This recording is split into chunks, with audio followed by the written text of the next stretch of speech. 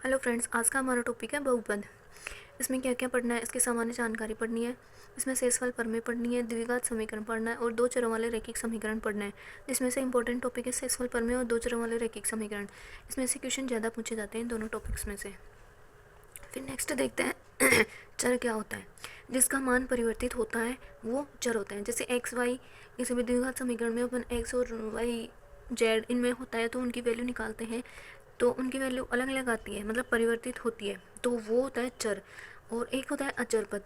जैसे नंबर्स हैं सारे 1 2 3 और अपोन में भी जो इतनी वैल्यू होती है, जैसे 4/5, ऐसे जितनी वैल्यू होती है अपोन वाली भी, वो सब अचर पद होते हैं। इनका मान समय और स्थिति के अनुसार चेंज नहीं होता है, तो ये अचर पद होते हैं। जिनका मान समय व स्थिति के अनुसार परिवर्तित ना हो अचर पद कहलाता है। इसमें मुख्यतः संख्याएं होती है। मुख्यतः क्या होती है? संख्याएं होती है। फिर नेक्स्ट देखते हैं बीजीय व्यंजक। इन दोनों को मिला के बीजीय व्यंजक बनता है। चर व अचर पद का सम्मिलित रूप बीजीय व्यंजक कहलाता है। एग्जाम्पल देखते हैं 3x² + 5y + 8। मतलब ये तो अचर पद हो गया, ये चर पद हो गया। इनको मिला के एक बीजीय समीकरण बन गया अपने पास। ठीक है, ये कुछ नीचे बीजीय समीकरण और है। अब नेक्स्ट क्वेश्चन है कि 24a² + 12ab + 13ab² + 8a² + 9ab में चर पदों की संख्या व बीजीय व्यंजक की घात ज्ञात करो। ये क्वेश्चन है। अब चर पदों की संख्या तो कितनी है, पहले तो देखते हैं इसमें चर कितने हैं। एक तो a है, एक b है, बस केवल a और b है, मतलब दो चर हैं इसमें। अब चर पदों की संख्या देखते हैं।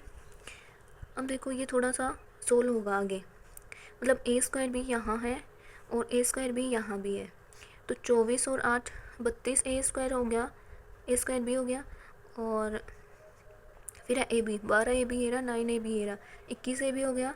और ab², a b², ये एक ही है, तो 13ab²। तो टोटल कितने स्टेप बन गई?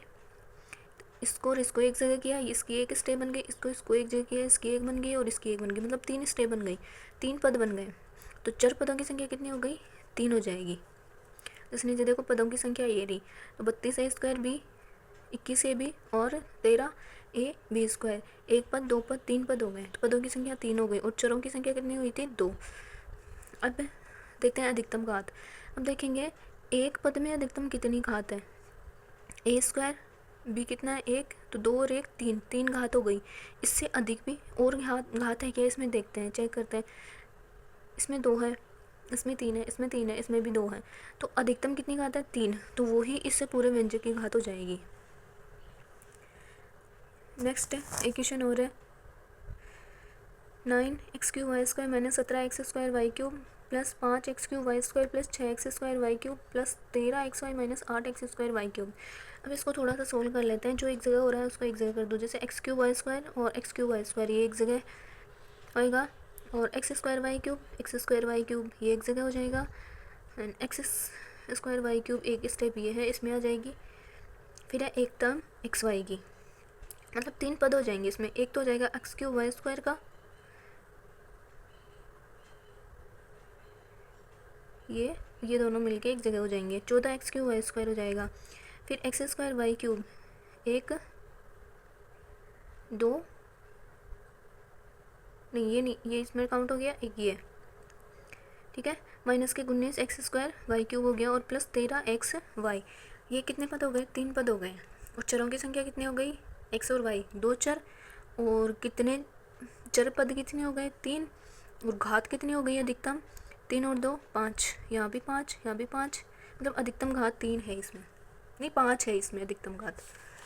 फिर नेक्स्ट है बहुपद।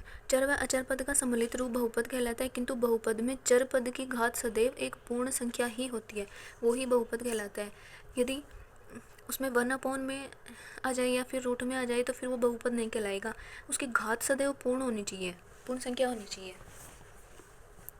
आगे देखते हैं 7x² + 8x + 9, ये एक बहुपद है क्योंकि इसकी घात पूर्ण संख्या है एक। और जैसे है x² + 1/x²। अब ये देखो x², ये ऊपर जाके x⁻²। अब माइनस में भी नहीं होनी चाहिए संख्या, पॉजिटिव होनी चाहिए, ठीक है। तो ये एक बहुपद नहीं है। अब जैसे √3x² + 5x - 8। अब इसमें अचर पद तो रूट में ही ऐसे आ सकता है, ठीक है, लेकिन चर पद की जो घात है वो पूर्ण होनी चाहिए और पॉजिटिव होनी चाहिए, वो बहुपद कहलाता है। फिर देखते हैं बहुपद की घात क्या होती है। चर पद की अधिकतम घात ही बहुपद की घात कहलाती है। बहुपद को लिखते समय घात अवरोही क्रम में लिखते हैं, अर्थात अधिकतम घात पहले व न्यूनतम घात बाद में लिखते हैं। नेक्स्ट है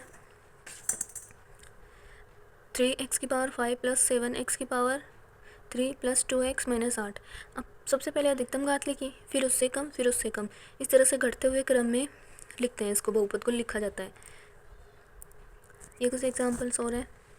अब जैसे ये समीकरण इस तरह से लिखा हुआ है, अब ये इसका सही रूप नहीं है व्यंजक का, इसको कैसे लिखेंगे? अधिकतम घात कौन सी है? ये x⁵ सबसे पहले ये आएगा, फिर ये टर्म आएगी, फिर ये आएगी, फिर ये आएगी। नेक्स्ट है अचर बहुपद। अचर बहुपद कौन सा? अचर पद कौन सा होता है? संख्यात्मक मान। तो अचर बहुपद, अब संख्यात्मक मान का बहुपद व्यंजक कैसे बनता है, बहुपद कैसे लिखा जा सकता है, इसको वो देखते हैं। शून्य को छोड़कर अन्य सभी संख्याएं अचर बहुपद होती है। केवल शून्य को छोड़कर सभी संख्याएं अचर बहुपद होगी। कैसे हो सकती है, देखते हैं बहुपद कैसे बनेगा उसका, क्योंकि अचर संख्या तो केवल संख्यात्मक मान ही होता है, वो बहुपद कैसे बन सकता है? वो भी एक बहुपद बन सकता है। कैसे बनेगा? अचर बहुपद की घात सदैव शून्य होती है। अचर बहुपद ये संख्या है, ठीक है, इसके पास में x⁵ लिखेंगे। अब ये एक बहुपद बन गया, क्योंकि इसमें चरपद भी आ रहा है, अचरपद भी आ रहा है। अब x⁵ की वैल्यू क्या हो गई? 1 हो गई, तो ये वापस 8 बन गया। तो इस तरह से ये अचर बहुपद होता है, और शून्य को छोड़कर सभी संख्याएं अचर बहुपद होती है। ये तो थी अचर बहुपद की बात। अब है शून्य बहुपद। शून्य को ही शून्य बहुपद कहा जाता है तथा इसकी घात अपरिभाषित होती है, अतः इसके शून्यांक भी अपरिभाषित होते हैं। तो ये कुल मिला के अपरिभाषित हो गई। ये कथन का क्वेश्चन पूछा जा सकता है, इंपॉर्टेंट क्वेश्चन है ये। फिर है रेखीय बहुपद। एक घात का बहुपद रेखीय बहुपद कहलाता है। फिर बहुपद के शून्यांक ज्ञात करते हैं। अब यहाँ से क्वेश्चन पूछते हैं बहुपद के शून्यांक में से। चर पद का वह मान जिसे रखते ही पूरा बहुपद शून्य के बराबर हो जाए बहुपद का शून्यांक कहलाता है। जब हमें प्रश्न में बहुपद का शून्यांक पूछा जाए तो हम ऑप्शन रख कर चेक करते हैं। सीधा सा मेथड यही होगा, क्योंकि बहुपद के शून्यांक पूछा जाए तो उसको करने बैठेंगे, पहले उसका x और y की, पहले उसको बहुपद समीकरण को सोल्व करेंगे, फिर x y की वैल्यू निकालेंगे उसके गुणनखंड विधि से या फिर भाग विधि से, जैसे भी होते हैं। तो उससे अच्छा है कि जो ऑप्शन में अपने को चर की जो वैल्यू दी हुई होती है, वो जो व्यंजक हमें दिया गया है क्वेश्चन में, उसमें पुट करके चेक कर सकते हैं कि किससे संतुष्ट हो रहा है। तो इस तरह से बहुपद के शून्यांक अपन ऑप्शन से निकाल सकते हैं। ऑप्शन से निकालने पे जल्दी सॉल्व हो जाता है, थोड़ा टाइम बच जाता है। तो हम ऑप्शन रखकर चेक करते हैं, जहाँ शून्य प्राप्त हो जाए वही हमारा शून्यांक होगा। शून्यांकों की संख्या बहुपद की घात पर निर्भर करता है, अर्थात बहुपद जितने घात का होगा उसके उतने ही शून्यांक होंगे, अर्थात जितनी घात का बहुपद होता है हमारे शून्यांक भी उतने ही होते हैं। अधिकतम घात होनी चाहिए। बहुपद है px=x−2 प्लस 4 के शून्यांकों की संख्या क्या होगी। इसमें शून्यांक नहीं पूछे, जबकि शून्यांकों की संख्या पूछी है। तो संख्या तो देखते ही पता चल रहा है। अब कैसे चल रहा है कि ये समीकरण जो कितनी घात का है, अधिकतम घात चेक करेंगे तो इसका होल स्क्वायर ओपन करेंगे तब इसकी पावर कितनी आएगी? 2 आएगी अधिकतम। तो ये 2 शून्यांक होंगे इसके। फिर बहुपद px 2x³ - 13x² + 17x + 12 का शून्यांक क्या है। अब इसका शून्यांक देख लें, ये ऑप्शन हमें दिए गए हैं, तो x की जगह अपन ये वैल्यू पुट कर लेंगे इस समीकरण में। x की वैल्यू पुट करके चेक करेंगे, 0 रखेंगे तो ये 0, ये 0, ये 0, 12 आ रहा है, ठीक है।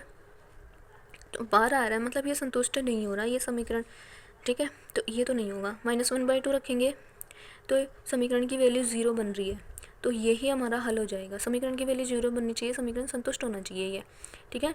तो इसकी वैल्यू हो जाएगी -1/2, इसका एक शून्यांक हो जाएगा। नेक्स्ट है बहुपद px = x³ - 6x² + 11x - 6 का शून्यांक ज्ञात करना है हमें। तो अगेन इसमें x की जगह सारे ऑप्शन रख के चेक करेंगे कि किससे ये समीकरण संतुष्ट हो रहा है, इस व्यंजक का मान 0 हो रहा है। शून्यांक का मतलब ही यही है कि समीकरण का मान 0 हो जाए, ठीक है। तो वो ही उसका एक शून्यांक मान हो जाता है। फिर अब x की जगह 0 रखो, ये 0, ये 0, ये 0, इसमें 6 बच रहा है, -6, ठीक है। 1 रखेंगे तो ये 1 माइनस ये 6 प्लस ये 11 -6, तो -6 और -6 माइनस के 12 और ये प्लस का 1 और ये 11, तो ये 12 और ये माइनस के 12 कैंसिल आउट होके 0 आ रहा है, मतलब ये इसका एक शून्याङ्क मान हो जाएगा। अब नेक्स्ट है, निम्न में से कौन सा कथन असत्य है? बहुपद का शून्याङ्क शून्य होता है। क्या बहुपद का शून्याङ्क शून्य होता है? हो सकता है लेकिन होता नहीं है। ये हम नहीं बोल सकते कि होता ही है, हो सकता है बहुपद का शून्याङ्क शून्य मतलब 0 हो सकता है, ये ज़रूरी नहीं कि शून्य ही होगा। नेक्स्ट है, रेखीय बहुपद का केवल एक ही शून्याङ्क होता है। हाँ, रेखीय बहुपद का केवल एक ही शून्याङ्क होता है, ठीक है, ये सही है। फिर बहुपद के, क्योंकि रेखीय समीकरण है तो रेखीय समीकरण एक घात की होती है, इसलिए इसका एक ही शून्याङ्क मान होगा। बहुपद के एक से अधिक शून्याङ्क हो सकते हैं, बिल्कुल हो सकते हैं बहुपद के एक से अधिक शून्याङ्क। शून्याङ्कों की संख्या बहुपद की घात पर निर्भर करती है, बिल्कुल बहुपद की घात पर निर्भर करती है, क्योंकि जितने घात का समीकरण होगा, जितनी घात का बहुपद होगा, उतने ही उसके शून्याङ्क मान होंगे। तो इसमें से कौन सा ये गलत है। नेक्स्ट अपन पढ़ेंगे शेषफल प्रमेय।